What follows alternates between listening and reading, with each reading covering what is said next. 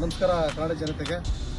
ಈ ದಿನ ನಾವು ವಿಜಯ ಕರ್ನಾಟಕ ರಕ್ಷಣಾ ವೇದಿಕೆಯ ಕೊಳ್ಳೇಗಾಲ ಘಟಕದಿಂದ ನಾವು ಮತ್ತು ನಮ್ಮ ಪದಾಧಿಕಾರಿಗಳೆಲ್ಲವೂ ವಿಸ್ಡಮ್ ಶಾಲೆಗೆ ಭೇಟಿ ನೀಡಿದ್ದೀವಿ. ಅದು ಕಳೆದ 10 ವರ್ಷದಿಂದ ವಿಸ್ಡಮ್ ಶಾಲೆಯಲ್ಲಿ ಯಾವುದೇ ನಾಮಫಲಕದಲ್ಲೂ ಕೂಡ ಕನ್ನಡನ ಬಳಕೆ ಮಾಡಿರಲಿಲ್ಲ.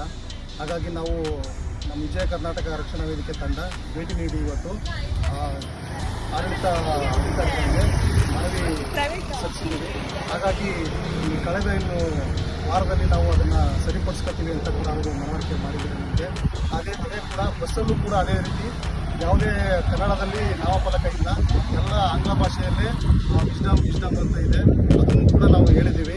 ಅವರು ಅದನ್ನು ಸರ್ ನಾನು ಕಾಲಾವಕಾಶ ಕೊಡಿ, ನಾವು ಮಾಡ್ತೀವಿ, ನಾನು ಆಡಳಿತಾಧಿಕಾರಿಗಳಿಗೆ ನಾನು ಮನವಿ ಮಾಡಿಕೊಂಡು ಅದನ್ನು ಇನ್ನೊಂದು ವಾರದಲ್ಲಿ ನಾವು ಸರಿಪಡಿಸ್ಕೊತೀವಿ ಅಂತ ಕೂಡ ಹೇಳಿದ್ದಾರೆ.